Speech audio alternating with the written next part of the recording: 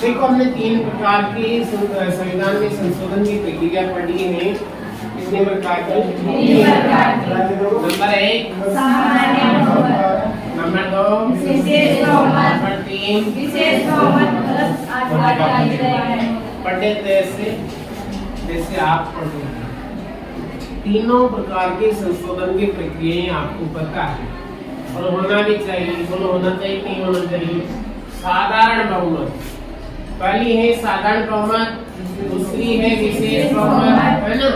विशेष बहुमत 368 है ना, संविधान संशोधन विधेयक जो है अनुच्छेद 368। यहाँ पर भी विशेष बहुमत हो जाता है। क्या हो जाता है? विशेष बहुमत प्लस आधे से आधी विधायिकाएं, आधे राज्य द्वारा अनुमोदन, आधे राज्य द्वारा अनुमोदन। हाँ, राज्य द्वारा अनुमोदन होगा। अनुमोदन यानी सहमति। अनुमोदन का मतलब क्या समझिए? पारिभाषिक शब्द है, संवैधानिक शब्द है अनुमोदन। आधे राज्य द्वारा अनुमोदन और 368 के द्वारा। कौन से अनुच्छेद के द्वारा? 368 के द्वारा। इस प्रकार से संविधान में संशोधन करने की कितने प्रक्रिया है, कितने स्वरूप है? 3 प्रकार से हम संविधान में संशोधन साधारण बहुमत से, विशेष बहुमत और विशेष प्लस आधे राज्य द्वारा अनुमोदन। ठीक है, यहाँ तक हम पहुंचे थे। अब देखिए संशोधन का विषय विशेष बहुमत प्लस राज्य द्वारा अनुमोदन है ना। नागरिकता संबंधी जैसे अनुच्छेद है तो इसमें क्या होता है? नागरिकता संबंधी जो अनुच्छेद है विशेष बहुमत के द्वारा ही और आधे से अधिक राज्यों द्वारा अनुमोदन करने पर नागरिकता संबंधी अनुच्छेदों में क्या होता है? संशोधन किया जा सकता है। ऐसे विषय हम पढ़ने जा रहे हैं जो विशेष बहुमत प्लस आधे राज्यों से अधिक राज्यों द्वारा अनुमोदन होता है, तब इनमें संशोधन हो पाता है। देखिए कौन कौन से विषय हैं। नागरिकता संबंधी अनुच्छेद जो है कौन सा है? नागरिकता संबंधी जो अनुच्छेद है, अगर इनमें हम संशोधन चाहते हैं तो किस प्रक्रिया के द्वारा होगा? विशेष बहुमत। कौन सा बहुमत? विशेष बहुमत प्लस आधे राज्यों द्वारा अनुमोदन, आधे राज्यों द्वारा अनुमोदन,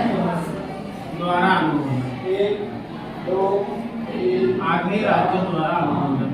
इस प्रकार की प्रक्रिया में अर्थात ये विषय है वो तीसरे नंबर का जो हमारा संविधान संशोधन है विशेष बहुमत, इसके द्वारा इनमें संशोधन किया जा सकता है। पहला क्या पढ़ा हमने? नागरिकता संबंधी अनुच्छेद। दूसरा है हमारा धार्मिक स्वतंत्रता का अधिकार।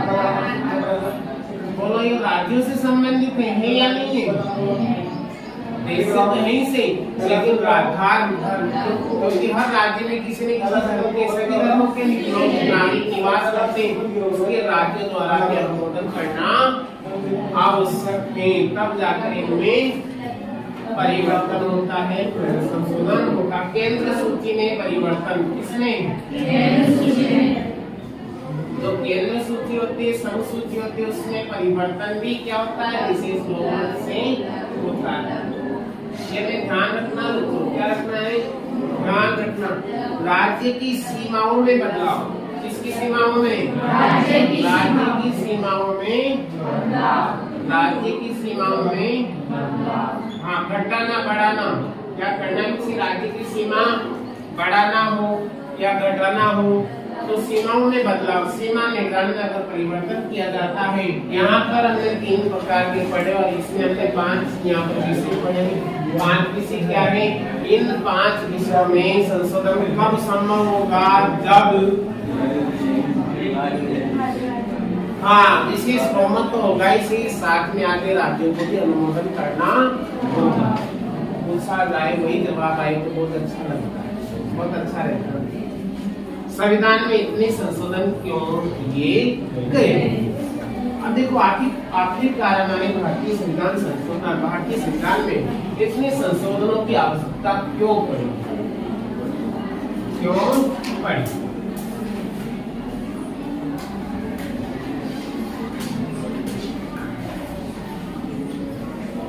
संविधान में इतने संशोधन क्यों किए गए? हमारा प्रश्न है क्या है कि संविधान में आखिरकार इतने संशोधन क्यों हुए?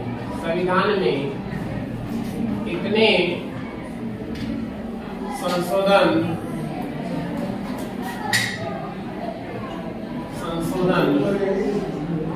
क्यों किए? समझ रहे हो? प्रश्न किया यहाँ पर, इसका जवाब हमें जानना है कि आखिरकार ऐसा क्या कारण रहा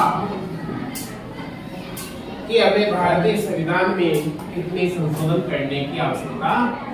कोई ना कोई कारण तो होगा, देखो कारण कुछ नहीं होता, बिना कारण के कुछ संभव नहीं होता। कोई ना कोई ऐसा कारण रहा है जिससे संविधान में इतने संशोधन करने की आवश्यकता पड़ी और हमने किए। क्या किए? संशोधन किए, कोई ना कोई कारण। अब हमें प्रश्न पता है कि संशोधन क्यों करने पड़े, तो कारण भी अवश्य मिलेगा। कारण भी हम जानेंगे कि इतने संशोधन क्यों करने पड़े। आइएगा, देखो संशोधन किया, ये हमारे संविधान के लिए, देश के लिए अच्छा था या बुरा? संविधान में संशोधन करना हमारे लिए अच्छा रहा या बुरा? देख, कोई भी सुधार करेंगे, गलती होगी तो सुधार करेंगे। संशोधन, परिवर्तन, बदलाव, समय के साथ बदलाव करना। हमारा संविधान 70-75 साल पुराना है और हमें इसे आवश्यकता महसूस हुई कि इसके कुछ प्रावधान काफी पुराने हो गए जो आज के समय से मैच नहीं खाते, आज काम में नहीं आते। अर्थात कुछ प्रावधान ऐसे हैं इसके हमारे भारतीय संविधान के जो वृद्धावस्था में, किसमें है? वृद्धावस्था में, अर्थात मर गए। अर्थात मर क्यों गए? क्योंकि वो आज उपयोगी नहीं है। तो फिर हमने उनको उपयोगी बनाने के लिए क्या किया? उनमें संशोधन क्या किया? इसलिए हमें संशोधन करने पड़े, क्योंकि हमने कहा कि हमारा भारतीय संविधान एक जीवंत